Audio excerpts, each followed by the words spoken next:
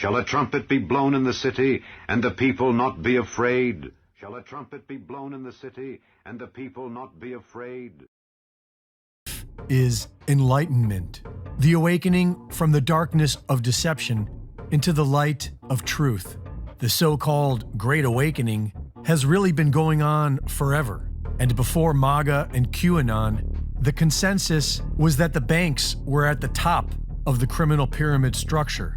And while many of us assumed that a hidden hand was pulling their strings as well, we realized that their main goal was a digital currency and a cashless society. It was the subject of several documentaries. The ultimate goal that these people have in mind is the goal to create a one-world government run by the banking industry, run by the bankers, right? There'll be no more cash. And this is getting me straight from Rockefeller himself. This is what they want to accomplish. And all money will be in your chips. And if you're like me or you, and you're protesting what they're doing, they can just turn off your chip. And you have nothing. You can't buy food. You can't do anything. It's total control of the people. And that chip's connected to a database that has your purchasing records, what you do, what you sell. Everything is in there. And it was also commonly discussed that they'll likely use Big Pharma to get us there. But now it's as if everyone has just accepted it and found something else to fight about. Because the cashless society is being rolled out right now, and very few people seem bothered by it. In November of 2019, right before COVID, the Institute of Politics at Harvard Kennedy School had a live tabletop exercise called Digital Currency Wars, which looked at how the United States can continue to leverage economic power in a world of national digital currencies, such as the Chinese digital yuan, which is already heavily competing in trade against the US dollar and seems to be at the forefront of centralized digital currencies. And it has an expiry date. If you don't spend it by then, it becomes worthless, so people can no longer save money. The Bank of International Settlements has announced that the central bank will have absolute control on the rules and regulations and will have technologies to enforce it. The Central Bank of Brazil is planning to launch their centralized digital currency in 2024. Israel is about to launch theirs, and the Bank of England is now preparing a UK digital currency. Italy's new Prime Minister, Meloni, is speaking out against the cashless society, but she seems to stand alone on the world stage. In the Federal Reserve's digital currency scheme, it appears that Hedera and Quant will be used on the technology side. They are already connected to everything. The cashless society is here, but everyone is talking about Hunter Biden's laptop. The tyrants are still getting exactly what they wanted. And once it's all said and done, then who will save you? And if you're like me or you, and you're protesting what they're doing, they can just turn off your chip. And you have nothing. You can't buy food. You can't do anything. But it doesn't matter if you are a political activist or an obedient sheep, because the banks are planning on taking all of your money to pay off their debts. I mean, it's a little bit conflicted, right? I mean, it's important that people understand they can be bailed in, but you don't want a huge run on the institution. But they're going to be. The FDIC currently has less than $200 billion in assets to insure over $9 trillion. That's just 1.3%. They know that a system collapse is coming, and they are already planning for bail-ins. As trust begins to fail, the people will begin to withdraw their funds, which will only guarantee a banking collapse. This is known as a bank run. In 2012, the International Monetary Fund, known for their reputation of coercion, violence, and extortion, published staff discussion notes entitled From Bailout to Bail-In: Mandatory Debt Restructuring of Systemic Financial Institutions. After the 2008 crisis, the world learned what a bailout is: trillions of taxpayer dollars printed out of thin air to pay off the bankers' bad habits. It was hugely unpopular, but pales in comparison to a bail-in. So what exactly is a bail-in? It is officially obfuscated with elaborate equations, but to put it simply, It is when the bank steals your money directly from your account. They called it haircuts when they did it in Cyprus back in 2013, which the courts later ruled was legit. And a recent video on TikTok shows that the new bail-ins may have already begun. So I'm a Bank of America and everybody's missing money. I'm also missing money over $1,300 and they're telling me to call customer service. And they keep hanging up on people. This another person here is also missing money. So we're trying to see what's going on. Money's missing today and we need our money. And they're already telling us to call customer service. And customer service ain't doing nothing about it. So just a heads up, if anybody's experiencing this, please let us know because this is not right.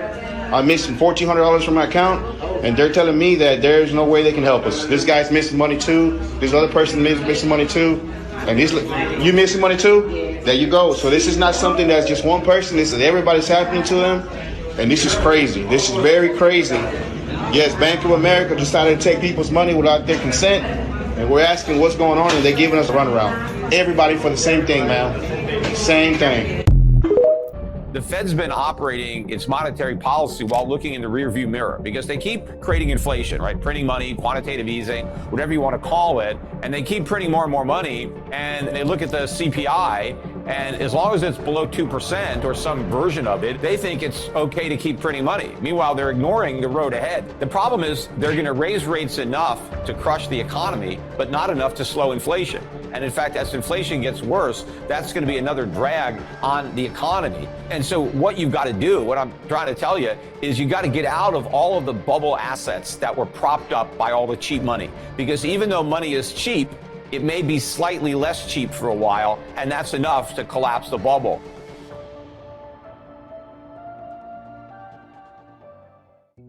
But you can't just go to cash because inflation is very high, and bonds are even worse than cash because with every Philip, it's been cash. Political rhetoric, not even new, but like decades old, of where anything that happens, they have to point out that it was their administration that did it. He starts out with that, like, me and my administration. I was like, who? Okay, fine. It was. No, it drives me nuts because it's right out of the gate. He wants to take credit for it, right? He's like, I instructed, it was my administration moved very quickly. We moved very quickly. Mm-hmm. Okay, really? But the bank failures have been on when he was vice president, on Democrats' watch, although, of course, it's monetary policy continues to expand no matter who's in office. Yeah, it doesn't matter. And so does government. So yes, those taking credit for the timeline is stupid because they all do the same thing.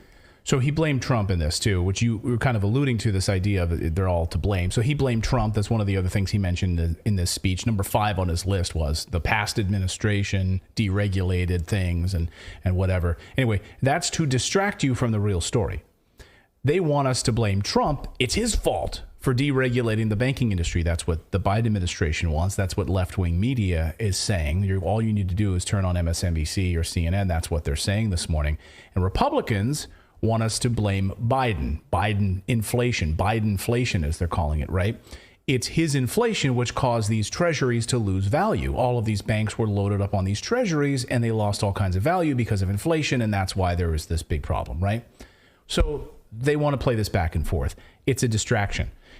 I'm saying it's a distraction. This is my theory on this. It's in the same way that the Chinese distraction about the Wuhan lab leak theory, because it's all a distraction from the real story. Everything that we're seeing over the past 24 hours, I believe, is a trial run for a central bank digital currency.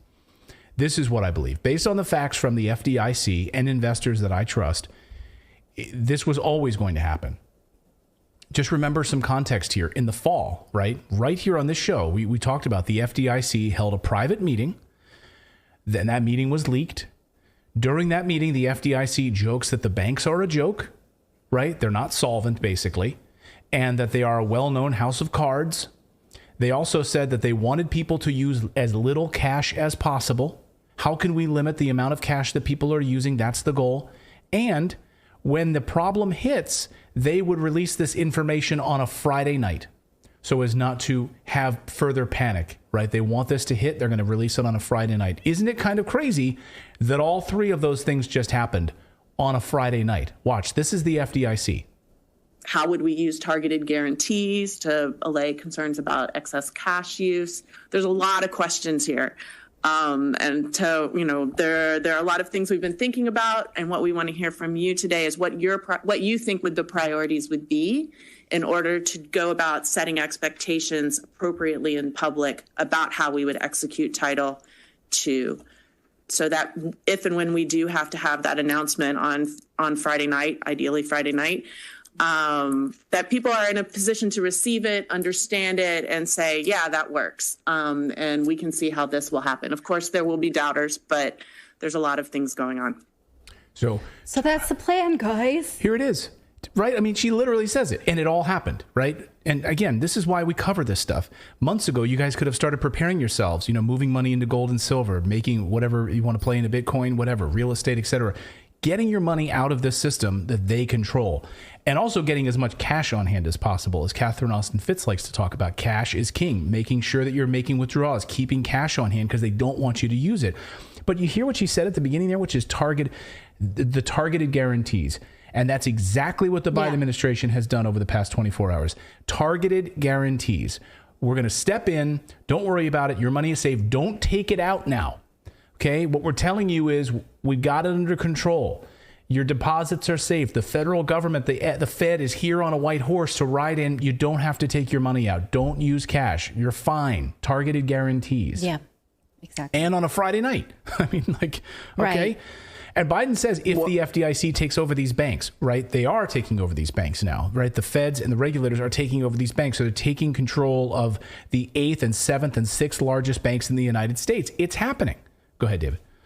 Well, I was just going to say, and it seems to only be select banks, it's going to be only banks that they choose, which is them, like you said, choosing the winners and losers. So it's like, what if I'm in a credit union? What if I'm in this small local bank? Yeah. Am I just screwed? Well, it really depends, of course, what kind of banking, how most of these smaller banks are, of course, subsidiaries of larger banks, right? And depending on how they're broken up and separated. Yeah. But, it's interesting. At South by Southwest conference is happening right now. And all the panels that were there, the reporting is that all the panels were talking about artificial intelligence and other things. They all got scrapped. Almost all of the panels devolved into discussions about the banking system and Silicon Valley Bank and all of these venture capitalists, all of these people who were there, worried about funding startups and all of these things are how can I need my money. I need to not be a part of a startup anymore. Yeah. It's crazy. The Biden administration and the Federal Reserve want you off of cash, and they don't want you using paper money and coins. They can't track you. They can't tax you. Right? You get money under the table, they can't tax you. They don't know that the lawn boy got paid money to mow the lawns in the neighborhood. They want you to move to a digital US dollar, a central bank digital currency they control. With cash and coins, they can't really control it. So they want you using as little of it as possible. And at the end of Biden's speech, he gives us a window into not stopping here. Not stopping here. We'll do whatever it takes. Watch. Americans can rest assured that our banking system is safe. Your deposits are safe. Let me also assure you, we will not stop at this. We'll do whatever is needed. Yeah, we'll do whatever is needed. And so, they couch this as all very convenient, right? I mean, but they're pulling different dollars to fund these dollars. So the consumer dollars that were deposited in these banks from just say Joe Schmo, like you and I, right, put our money in. And that money then no longer exists because the bank collapses. So what the Federal Reserve can do is use wholesale dollars that they have access. It's not the same as consumer dollars. And so they are taking a different set of currency to rescue this other set of currency that has disappeared. But that does not mean that the currency that's disappeared will not be felt as a loss, as a hole on the economy. Right. So it's not really a fix. It's a power move. Right. And as Peter Schiff said today, he said the idea that you're not going to feel it is a load of garbage. Yes. Because you're going to feel it in another way. Your taxes might not go up on your personalized taxes, but the cost of everything else will. Right? Because if they're going to print money artificially, yes, that's inflation, right? They're going to continue to create this artificial economy that doesn't really exist. It's propped up by really the full faith and credit of the United States government and using this central bank digital currency move. And this is what it is. So this is all orchestrated. And not to mention the fact that it's caused the dollar to lose value internationally, which also affects all of us because now the dollar has been devalued. Well, which we're going to get to in a minute. Yes. We're going to deep dive what this means for the U.S. dollar and the rise of China in just a moment here, because it's all so important to the future of your family and taking care of your family. If you're not paying attention to this, like I'm telling you guys, like you're watching this in action and what, you know, your future retirement and how you're planning for your children or just being able to pay your bills. Go ahead, David. I just want to say too, also, you know, we're programmed already. Like, it doesn't matter if they come out with a government-backed central, like, you know, currency or whatever, because we're already using Venmo, Cash App, and things like that. And all they have to do is regulate those companies that we're already using. So we're already almost there. Like, how many of us actually use cash these days? Not a lot. Right. And this is why, you know, because they keep telling us that it's dirty, it's less convenient. They're moving us to, you know, contactless and all of these things on purpose. So you're right. I was even thinking about that, like Venmo. We're already there in many ways anyway. Paying the babysitter, right? Now you pay the babysitter or whatever in America using Venmo or whatever instead of like handing them cash. I'll just Venmo this to you. And then, of course, that's a taxable event, right? So now it's being tracked by the government. I don't. I released Venmo and canceled my account after I canceled PayPal because they're owned by PayPal. Yeah. Because I don't want to be fined for a misinformation. So they're fine with that because then what they're going to do is release their own version of Venmo. So it'll be the just like they've done. They're doing just like they've done in Ukraine, right? Yeah. That'll be their own digital transformation in the United States. So, and they're all couching this as a convenience, right? The convenience that it could speed up payment transactions, improve financial stability, increase economic data.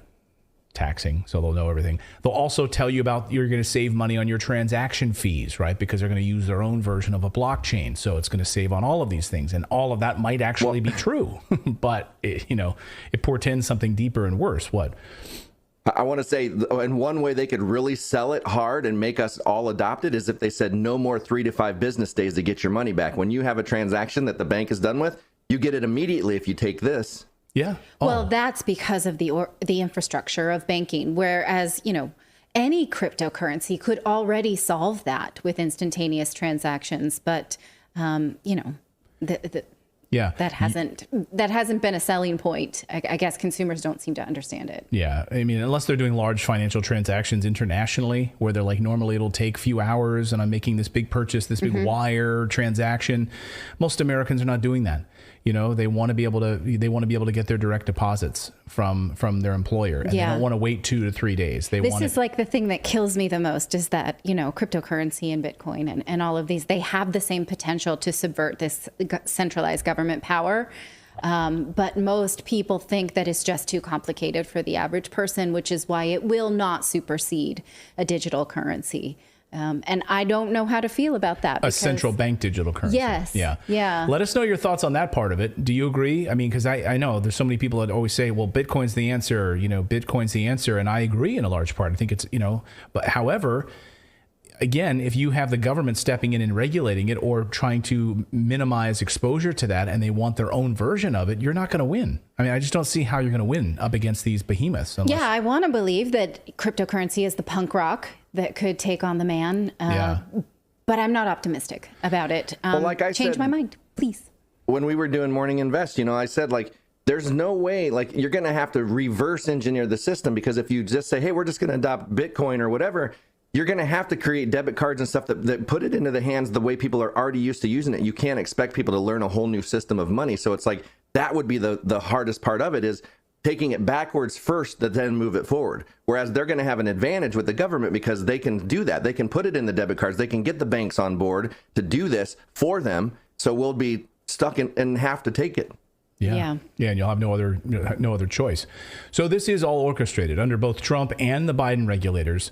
You can blame Biden, you can blame Trump, you can blame Obama. It doesn't really matter at the end of the day. It's a distraction, because under both Trump and Biden, regulators and the Fed encouraged banks to hold treasury bonds. They both did, which lose enormous value when interest rates rise. So unlike 2008, when all of these mortgage loans were causing the problem and the banks defaulted on them, this time they're failing because of rapidly rising interest rates. that the Fed controls. So the Fed controls these, right? And the inflation that they created is the cause of these bank failures. Again, all orchestrated and controlled. And this morning, Congressman Thomas Massey, tweeted something that I think tells us everything we need to know. Take a look at this tweet. He said, just got off a Zoom meeting with the Fed, Treasury, FDIC, House, and the Senate. A Democrat senator essentially asked whether there was a program in place to censor information on social media that could lead to a run on the banks. So, to which I got up and ran around screaming around the house. That should terrify everybody. Right. But here's the problem. If they wanted to suppress this, it would already be suppressed. If social media, Google, and all of this big, deep state cabal wanted this message of bank runs suppressed, it would be. We wouldn't be allowed to do YouTube videos on it. But they want the power to suppress it.